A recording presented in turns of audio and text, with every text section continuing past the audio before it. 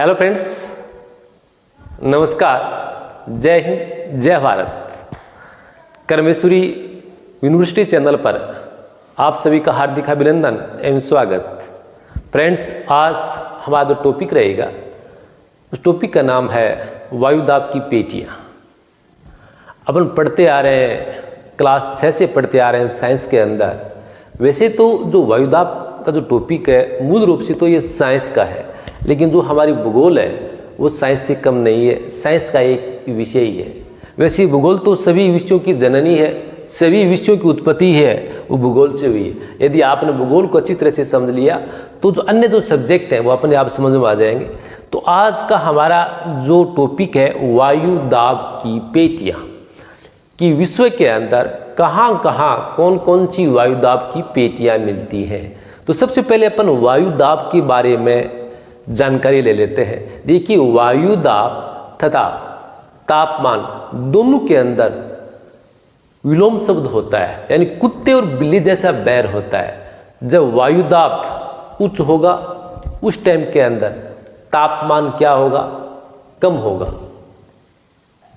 तथा जब तापमान बहुत अधिक होगा उस टाइम के अंदर वायुदाब क्या होगा?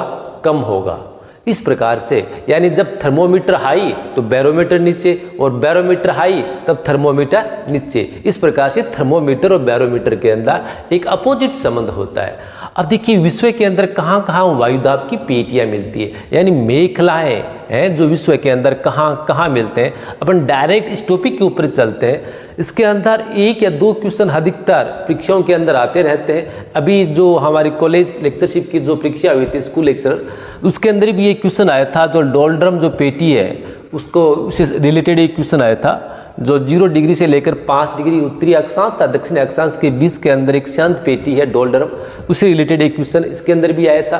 तो इसके अंदर एक क्वेश्चन जरूर आता है। अब चाहे आप भारतीय मानसून प्रणाली हो, चाहे वायु प्रवाह हो, चाहे अन्य जलवायु संबंधी टॉपिक हो, यदि आपके ये जो वायुदाब की पेटियां समझ में आ जाती है तो बहुत सारी चीज़ें हमारे स्वतः ही समझ में आ जाएगी। तो चलिए आज हम चलते हैं वायुदाब की पेटियों के ऊपर। तो विश्व के अंदर वायुदाब की 7 पेटियां होती हैं। देखिए, जो विश्व है, विश्व के अंदर 7 वायुदाब की पेटियां हैं। Number 1, number 2, number 3, number 4, number 5, number 6 और नंबर 7। अब देखिए, इन सभी जो वायुदाब की पेटियों का अपन डीपली अध्ययन करेंगे। तो प्लीज़ आप मन लगाकर इस वीडियो को देखें, स्काइप न करें। आपको पसंद नहीं आए तो स्काइप कर देना भी इसके अंदर, लेकिन आप 2 या 3 मिनट देखें तो सही। आप देखिए, नंबर 1 जो ये पेटी है ध्रुवीय उच्च वायुदाब पेटी, नंबर 2 उप ध्रुवीय निम्न वायुदाब पेटी, नंबर 3 उपोष्ण उच्च वायुदाब पेटी, नंबर 4 भूमध्य रेखीय निम्न वायुदाब पेटी। 4 हो गई, और देखिए 3 इधर रह गई। तो 3 6 में वही उपोष्ण उच्च वायुदाब पेटी, उप ध्रुवीय निम्न वायुदाब पेटी और ध्रुवीय वायुदाब पेटी। इस प्रकार से ये टोटल कितनी पेटियां हो गई? अब 7। अपन क्या देखेंगे, जो इन 7 पेटियां हैं, इन 7 पेटियों की उत्पत्ति किस प्रकार से हुई, इनका क्या रोल है, और हमारे भूगोल के अंदर किस प्रकार हमें ये काम आती है, वो देखिए। नंबर 1 अपन ले चलते हैं। सबसे पहले जो 4 नंबर की जो पेटी है, देखिए ये वाली पेटी है, इस पर चलते हैं। भूमध्य रेखीय निम्न वायुदाब पेटियां। इस प्रकार जो पेटियां आपने 7 पेटियां देखी, इन 7 पेटियों के अंदर देखिए आप यहाँ पर लिखा है, ये तापजन्य पेटी है, देखिए ये गतिजन्य पेटी है, और ये क्या है? तापजन्य पेटी है। तो 7 पेटियों के अंदर देखो आप, इसके अंदर 2 पेटियां देखिए। जो भूमध्य रेखीय पेटी है जो निम्न वायुदाब की है वो, और जो ध्रुवीय उच्च वायुदाब की पेटी, ये दोनों ही तापजन्य वायुदाब पेटी हैं। जो 2 है, कौन सी? उप ध्रुवीय निम्न वायुदाब पेटी, उपोष्ण उच्च वायुदाब पेटी। ये कौन से है? गतिजन्य पेटी। तो देखिए, वायुदाब पेटियों को उत्पत्ति के आधार पर 2 भागों में विभाजित किया गया है। नंबर 1 तापजन्य वायुदाब पेटियां, और नंबर 2 गतिजन्य वायुदाब पेटियां। अब तापजन्य क्या है और गतिजन्य पेटी क्या है? टेम्परेचर की वजह से जिन पेटियों का विकास हुआ है उन्हें क्या कहते हैं? तापजन्य पेटी। और पृथ्वी की परिभ्रमण गति की वजह से यानी दैनिक गति की वजह से जिन पेटियों का विकास हुआ है उन्हें कहते हैं गतिजन्य पेटी। तो कितनी देखिए कितनी पेटियां हैं जो तापजन्य पेटी हैं, कितनी पेटियां हैं जो गतिजन्य पेटी हैं। देखिए आप नंबर 1 जो ये पेटी है ये कौन सी है, तापजन्य पेटी। ये कौन सी है, तापजन्य पेटी।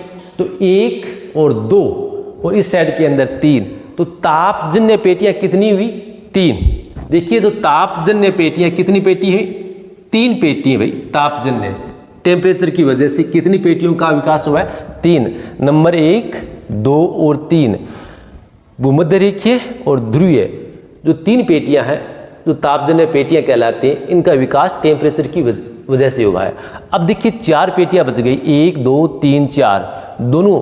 ये तो उपोष्ण कटिबंधीय वायुदाब की पेटी है, ये उपध्रुवीय है, इधर भी उपोष्ण और उपध्रुवीय। इन 4 पेटियों का विकास, कितने 4 पेटियों का विकास किससे हुआ है, पृथ्वी की जो परिभ्रमण गति है यानी दैनिक गति की वजह से हुआ है। इन्हें गतिजन्य पेटी कहते हैं। इस प्रकार से टोटल कितनी होगी, 4, 3, 7 पेटियां।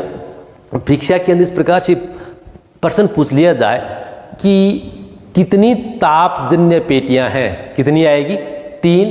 कितनी पेटियां हैं जो गतिजन्य पेटी हैं, कितनी, 4।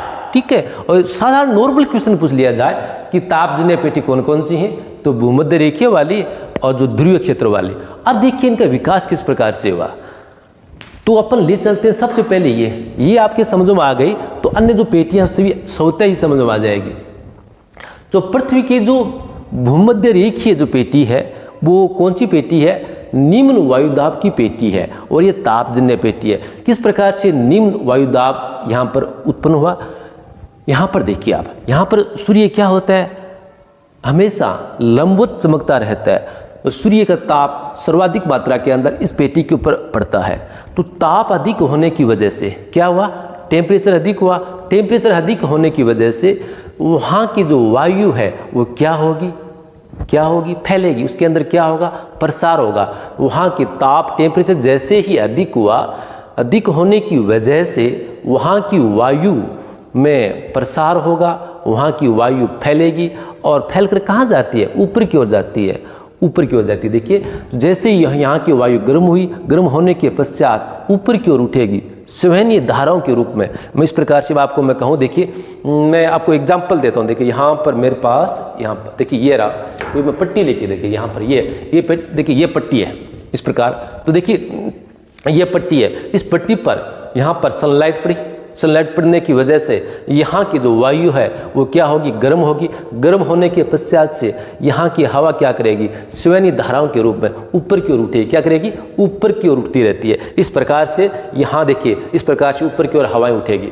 जो ये तीर का निशान है वो क्या दर्शा रहा है कि हवाएं हैं वो गर्म होकर ऊपर की ओर संवहनीय धाराओं के रूप में जा रही है। ऊपर जाने के पश्चात करीबन 10 या 12 किलोमीटर के ऊपर जाने के पश्चात हवा क्या करेगी, ऐसा तो है नहीं कि ऊपर ही ऊपर जाती रहेगी। हवा क्या करेगी, कुछ इधर और कुछ इधर, दोनों ओर मुड़ जाती है। देखिए यहाँ पर हवाएं ऊपर की ओर उठी, मुड़ने के पश्चात देखिए कुछ हवाएं क्या करेगी, उत्तरी गोलार्ध की ओर जाएगी, कुछ हवाएं क्या करेगी, दक्षिणी गोलार्ध की ओर जाएगी।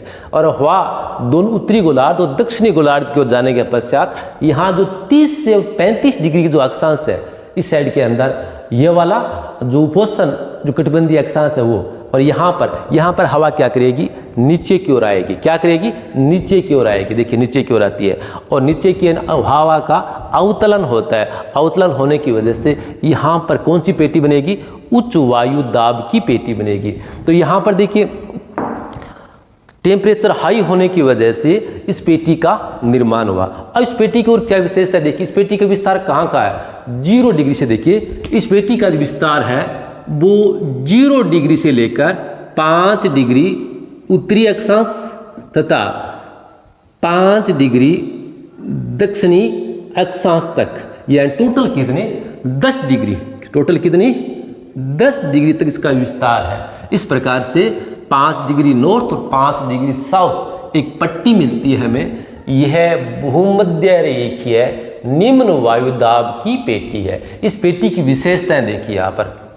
इस पेटी की क्या विशेषता होती है, यहाँ पर लगभग सूर्य सीधा चमकता है, टेम्परेचर हाई रहता है, वायुदाब कम रहता है, हवाएं ऊपर की ओर सिवनीय धाराओं के रूप में ऊपर की ओर उड़ती हैं और यहाँ पर हमेशा लगभग वर्षा होती रहती है। यही वो सदाबहार वर्षा वाला क्षेत्र है। सदाबहार जो भूमध्य रेखीय वर्षा वाला क्षेत्र है वो ये ही है, यहाँ पर हमेशा वर्षा होती रहती है।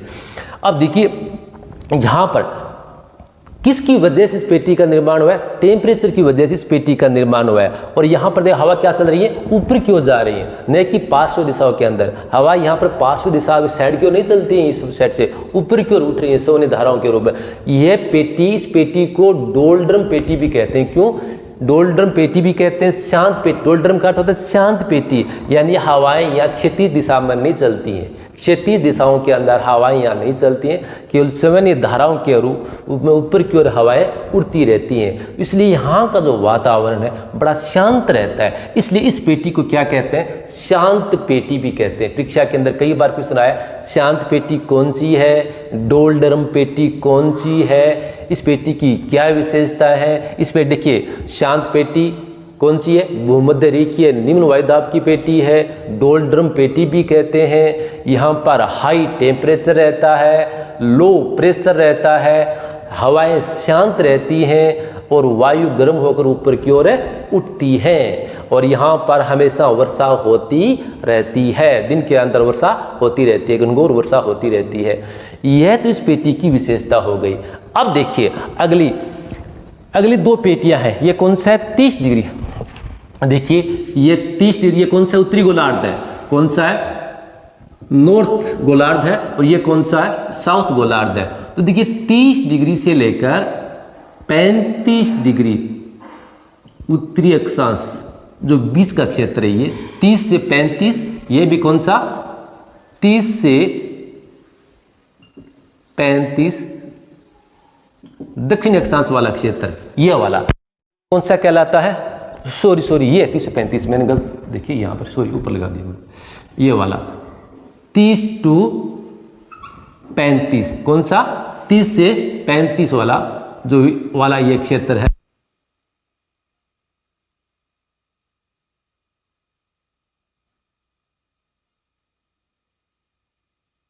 यहाँ पर घूमने की बजाय विश्व के अंदर सर्वाधिक तापमान इन अक्षांशों पर मिलता है, जो अयनवर्तीय क्षेत्र है यहाँ पर मिलता है। यहाँ पर टेम्परेचर हाई होने की वजह से भी देखिए यहाँ पर प्रेशर क्या होता है, वायुदाब क्या है, उच्च है। यहाँ पर गड़बड़ है भाई। देखिए एक तरफ तो मैं कह रहा हूँ कि जब बैरोमीटर हाई होता है थर्मोमीटर डाउन, थर्मोमीटर हाई होता है बैरोमीटर डाउन, इस प्रकार थर्मोमीटर और बैरोमीटर के अंदर एक अपोजिट संबंध है। लेकिन यहाँ पर दोनों के सैया भई हैं, दोनों आपस में मिल चुके हैं। ऐसा क्यों? ऐसा देखिए मैं बताता हूँ किस वजह से हुआ। यहाँ पर जो उच्च वायुदाब की पेटी का निर्माण हुआ है, दो वजह से हुआ। परीक्षा के अंदर बहुत ही शानदार बनता है सर उच्च वायुदाब पेटी का निर्माण किस? इसके पीछे दो कारण। नंबर पहला कारण कौन सा? वायु का अवतलन। पहला इस पेटी के लिए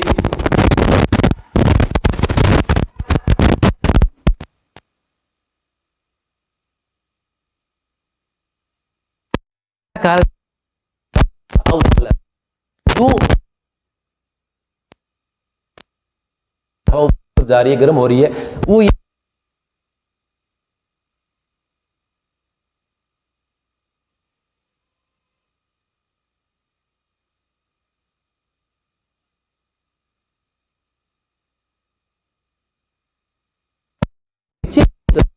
हवा क्या हो रही है? अवतलन हो रही है। हवा का जो आयतन है वो क्या कम, हवा के वायु के कण क्या हो गए? नजदीक नजदीक आ गए, नजदीक नजदीक आ गए, यानी आयतन क्या हो गया? वायु का कम हो गया। इनकी वजह से देखिए एक तो वायु का अवतलन हो रहा है, नंबर 2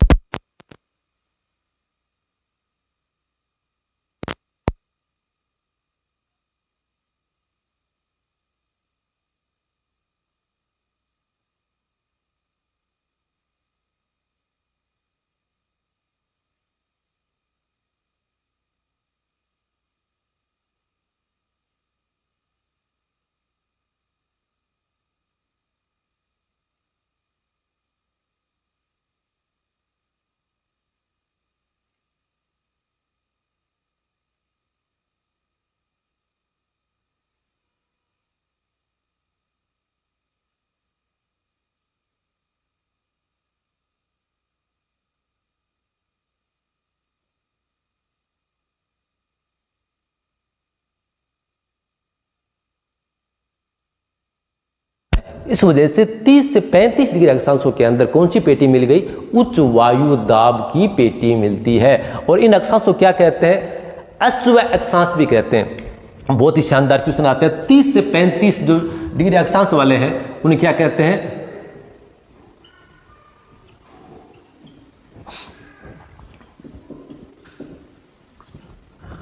अश्व अक्षांश यानी घोड़ा अक्षांश कहते हैं। अब इनको घोड़ा अक्षांश क्यों कहते हैं? 30 से 35 डिग्री जो नॉर्थ है उत्तरी गोलार्ध के अंदर, उत्तरी गोलार्ध, साउथ गोलार्ध की बात नहीं रही, उत्तरी गोलार्ध के अंदर 30 से 35 डिग्री अक्षांशों को अश्व अक्षांश या घोड़ा अक्षांश कहते हैं।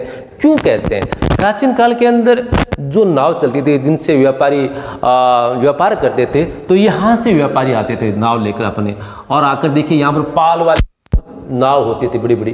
तो यहाँ जैसे इन अश्व अक्षांशों के ऊपर से वो इस साइड के अंदर आते, अश्व अक्षांशों के ऊपर से अपनी नाव उनकी गुजरती, उस टाइम के अंदर देखिए वायु का अवतलन होने की वजह से, वायु नीचे की ओर बैठने की वजह से उसकी नाव डूबने लगती। क्या करने लगती? नाव डूबने लगती। अब देखिए यहाँ पर है, ये नाव क्या है, इस प्रकार से यहाँ से आ रही है और इस साइड में जा रही है। तो देखिए ऊपर से हवा आ रही है, क्या कर रही है? हवा, वायु क्या कर रही है? अवतलन नीचे की ओर बिठा रही है। इनकी वजह से ये जो नाव या झांझ है वो क्या करेगी? नीचे की ओर बैठेगी, डूबने लगेगी। तो उस टाइम के अंदर ये लोग, जो व्यापारी लोग, किसका व्यापार करते थे? घोड़ों का व्यापार करते। प्राचीन काल के अंदर घोड़ों का व्यापार बहुत ज़्यादा होता था। तो अपनी जो नाव से, अपने झांझों से घोड़े क्या करते?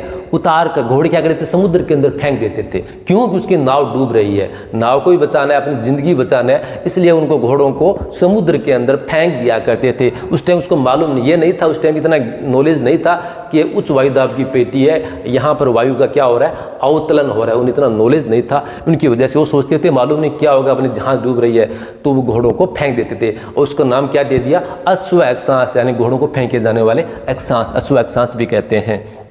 आगे देखिए, आगे कौन सी है? हमारी उपध्रुवीय निम्न वायुदाब पेटी। कौन सी है? उपध्रुवीय निम्न वायुदाब पेटी। अब इसके अंदर देखिए ये पेटी है, यहाँ पर टेम्परेचर क्या है? लो है, लेकिन यहाँ पर टेम्परेचर लो होने के बजाय पश्चात भी, लेकिन देखिए वायुदाब क्या है? यहाँ पर कम, यहाँ पर अपोजिट संबंध हो गया। टेम्परेचर क्या है? कम, वायुदाब भी क्या है? कम। दोनों संज्ञा भैया मिल गए। क्यों मिल गए? थर्मामीटर भी कम है, बैरोमीटर भी कम है, दोनों के अपोजिट संबंध होना चाहिए। ये भी किसकी वजह से है? ये भी किसकी वजह से है? जो पृथ्वी की दैनिक गति की वजह से। पृथ्वी की दैनिक गति की वजह से यहाँ का हवा का क्या हो रहा है? इस प्रकार फैल रही है। हवा क्या रही है? हवा के फैलने की वजह से, हवा के विस्तार की वजह से। सॉरी, मैंने यहाँ पर यदि कोई अश्व अक्षांश के अंदर ऐसा कोई शब्द बोल दिया होगा कि यहाँ पर हवा फैल रही है, नहीं, हवा फैलती नहीं। देखिए यहाँ पर वायु का अवतलन और पृथ्वी की परिभ्रमण गति की वजह से इस पेटी का निर्माण हुआ है। यहाँ पर देखिए, जब पृथ्वी पश्चिम से पूर्व की ओर गति करती है तो गति करने की वजह से यहाँ पर हवा क्या होती है? इस प्रकार से फैल जाती है, इस प्रकार से फैल जाती है, हवा का विस्तार हो जाता है, जिनकी वजह से ये पेटी क्या हो गई? निम्न वायुदाब की पेटी का निर्माण हो गया। इस प्रकार से हवाएं इस ओर आती हैं, ये हवाएं इस ओर आने लगती हैं, ऊपर की उठी और फैली, उसके पीछे इस ओर आती हैं, इसलिए इस पेटी का निर्माण हो गया। आगे आती है कौन सी? ध्रुवीय पेटी। जो ध्रुवीय पेटी है उनका देखिए ये कौन सी है? 60 से 65। ये कहाँ मिलती है हमको? 60 से लेकर 65 के बीच। जो ये ध्रुवीय क्षेत्र है ये कौन सी है? उच्च वायुदाब की पेटी। इसका संबंध क्या है? टेम्परेचर से। यहाँ टेम्परेचर वायुदाब के अंदर एक सामान्य जो संबंध मिलते हैं। यहाँ पर टेम्परेचर क्या है? बहुत ही लो है, जिनकी वजह से हवा क्या करेगी? सिकुड़ेगी, उनके कण नजदीक आएंगे और वायुदाब क्या होगा? अधिक मिलेगा। तो ये कौन सी पेटी है? उच्च वायुदाब की पेटी है, ध्रुवीय क्षेत्र। इस प्रकार से ये पेटी कौन सी? उच्च वायुदाब। ये निम्न वायुदाब। ये कौन सी पेटी है? उच्च वायुदाब। ये निम्न वायुदाब पेटी। अब देखिए इसके अंदर आपको मैं दर्शा रखा है, ये कौन सी है? लो। देखिए ये भी कौन सी है? ये लो, ये हाई। ये कौन सी है? लो। ये कौन सी है? हाई। अब ये तो समझ में आ गया। अब अपन देखते हैं इन पेटियों की वजह से सनातनी हवाओं का विकास हुआ है। सनातन यानी आदि काल से चली आ रही हवाओं को कहते हैं, इनका विकास हुआ। किस प्रकार से हुआ? हवा चलती किस वजह से चलती है? वायु दाब में अंतर की वजह से हवा चलती है। यदि पूरी पृथ्वी पर समान वायु दाब होता तो हवाएं चलती ही नहीं, कभी हवाएं नहीं चलती। पूरी पृथ्वी के ऊपर एक जैसा समान वायु दाब हो जाए तो हवाएं नहीं चलती। अपन जानते नहीं थे कि हवा क्या होती है। क्यों? क्योंकि हवाएं अपन देखी नहीं, महसूस नहीं की होती। देखिए, तो पृथ्वी पर भिन्न भिन्न वायुदाब होने की वजह से, वेरिएशन होने की वजह से क्या चलती है? हवाएं। हवा हमेशा उच्च वायुदाब से निम्न वायुदाब की ओर चलती हैं। कहां से चलती हैं? उच्च से निम्न की ओर चलती हैं। तो यहां पर क्या है? हाई है, हाई प्रेशर है, और यहां पर क्या है? लो प्रेशर है। तो हवाएं क्या करेगी? हाई प्रेशर से लो प्रेशर, जो उपोष्णकटिबंधीय क्षेत्र है, यहां से भूमध्य रेखीय क्षेत्र की ओर हवाएं आनी चाहिए। इधर आएंगी क्योंकि यहां पर लो प्रेशर है, तो यहां से हवाएं आएगी, इस प्रकार से आएगी। हवा की दिशा इस प्रकार से होनी चाहिए, लेकिन इस प्रकार से न होकर जो हवाएं की दिशा सीधी न होकर क्या हो गई? कहीं दाएं और बाएं घूम जाती है। ये क्यों घूम जाती है? पृथ्वी की परिभ्रमण गति की वजह से, पृथ्वी की परिभ्रमण गति की वजह से, दैनिक गति की वजह से इन जो हवाएं हैं जो है सीधी न चलकर तिरछी चलती हैं। ये नियम क्या कहलाता है? फेरल का नियम कहलाता है। क्या है फेरल का नियम? फेरल का नियम यह है कि जब हवा उच्च वायुदाब से निम्न वायुदाब की ओर चलती है तो सीधी न चलकर दाएं या बाएं विक्षेपित हो जाती हैं। ये नियम फेरल का नियम कहलाता है, क्योंकि सबसे पहले इसका पता किसने लगाया था? फेरल। अब क्या है फेरल का नियम? देखिए, ये उत्तरी गोलार्ध है। उत्तरी गोलार्ध के अंदर यहाँ पर क्या है? हाई प्रेशर है, और ये क्या है? लो प्रेशर है। ये भूमध्य रेखीय क्षेत्र है, ये उपोष्णकटिबंधीय क्षेत्र, उच्च वायुदाब। तो हवाएं सीधी इस प्रकार से आनी चाहिए, इधर न आकर हवाएं उत्तरी गोलार्ध में दाहिनी ओर मुड़ जाती हैं। बहुत ही शानदार क्वेश्चन। उत्तरी गोलार्ध देखिए इस प्रकार से, आप उत्तरी गोलार्ध के अंदर भूमध्य रेखा की ओर मुंह करके खड़े हो जाए, और जो ये साइड देखिए ये वाला है जहां से हम लिखते हैं, इस साइड दाईं ओर हवा क्या हो जाती है? मुड़ जाती है, दाहिनी ओर मुड़ जाती है। और उसी प्रकार से दक्षिणी गोलार्ध के अंदर आप इस प्रकार से खड़े हो जाएं, भूमध्य रेखा की ओर मुंह करके खड़े हो जाएं, और हवा किस ओर मुड़ेगी? बाएं हाथ की ओर मुड़ेगी। क्या करेगी? बाएं हाथ की ओर मुड़ेगी। ये बहुत ही महत्वपूर्ण है। उत्तरी गोलार्ध के अंदर हवा दाईं ओर मुड़ जाती है, और जो दक्षिणी गोलार्ध के अंदर हवा क्या होती है? बाएं ओर मुड़ जाती है। तो देखिए यहाँ पर देखिए किसकी उत्पत्ति हुई? उत्तरी पूर्वी व्यापारिक हवाओं की उत्पत्ति हो गई। यहाँ से हाई प्रेशर से हवा क्या आएगी? लो प्रेशर की ओर। कौन सी हवाएं चलने लगेगी? उत्तरी पूर्वी व्यापारिक हवाएं। इसी प्रकार से दक्षिणी गोलार्ध के अंदर इन क्या कहेंगे? दक्षिणी पूर्वी व्यापारिक हवाएं। और इनका नाम देखिए उत्तरी पूर्वी, जिस दिशा से आती है हवाएं, जिस दिशा से आती है उसी का नाम पड़ जाता है। इस उत्तरी पूर्व दिशा से आ रही है, इसका नाम उत्तरी पूर्वी व्यापारिक हवाएं। ये दक्षिणी पूर्व दिशा से आ रही है, दक्षिणी पूर्वी व्यापारिक हवाएं। इसका नाम व्यापारिक क्यों पड़ गया? क्योंकि जो अधिकतर जो व्यापार होता है इन्हीं अक्षांशों के अंदर होता है। अधिकतर जो देश हैं, कहाँ पर देखिए महत्वपूर्ण देश है, उनका यहीं पर है। इसे यहाँ इस साइड के अंदर यहाँ पर तो है, और उनके बीच क्या होता है? व्यापार होता है। अधिकतर व्यापार इसी भाग के अंदर होता है, इसलिए अधिकतर जनसंख्या भी इसी भाग के अंदर रहती है, इसलिए इनका नाम क्या पड़ गया? व्यापारिक हवाएं पड़ गया। आगे देखिए, और यहाँ से देखिए इस हाई प्रेशर से लेकर उपोष्णकटिबंधीय भाग से लेकर जो उपध्रुवीय क्षेत्र की ओर है, यहाँ पर हवा क्या करेगी? साइड में सीधी न चलकर, और कहाँ मुड़ जाएगी? इधर मुड़ जाएगी। हवा जानी चाहिए इस ओर, इस ओर जानी चाहिए उत्तरी गोलार्ध के अंदर। लेकिन देखिए, और ये नियम कौन सा नियम है? उत्तरी गोलार्ध के अंदर हवा किस ओर मुड़ जाती है? किस ओर मुड़ जाते हैं? दाहिने हाथ की ओर। मैं देखिए अब यहाँ पर खड़े हो जाए आप, दाहिने हाथ इस ओर हवा चली जाएगी, सीधी न जाकर इस ओर चली जाती है। ये कहते हैं दक्षिणी पश्चिमी पछुआ हवाएं। पछुआ क्यों? पश्चिम दिशा से आने की वजह से इसका नाम पड़ गया पछुआ हवाएं। उसकी दिशा क्या है? दक्षिणी पश्चिमी पछुआ हवाएं हैं। और इधर देखिए पुनः यहाँ पर क्या हाई प्रेशर है, हाई प्रेशर से या लो प्रेशर है, हवाएं चलेगी इधर चलेगी, तो पुनः हवाएं क्या होती हैं? दाहिनी ओर मुड़ गई। उसका नाम क्या पड़ गया? उत्तरी पूर्वी ध्रुवीय हवाएं पड़ गई। यहाँ पर उत्तरी पूर्वी ध्रुवीय हवाएं, यहाँ दक्षिणी पश्चिमी पछुआ हवाएं, उत्तरी पूर्वी व्यापारिक हवाएं, और सेम की सेम कंडीशन क्या है यहाँ पर। इसका आगे और हम विस्तार डीपली पढ़ेंगे। यहाँ पर कोशिका का निर्माण भी करती हैं, हेडली कोशिकाएं, इस प्रकार के जो वायु का ऊपर उठना, फिर उसके अंदर नीचे के अवतलन होना, आगे जो डीपली आगे वाला भाग है अगले नेक्स्ट वीडियो के अंदर पढ़ेंगे। तब तक के लिए जय हिंद, जय भारत, जय माता दी।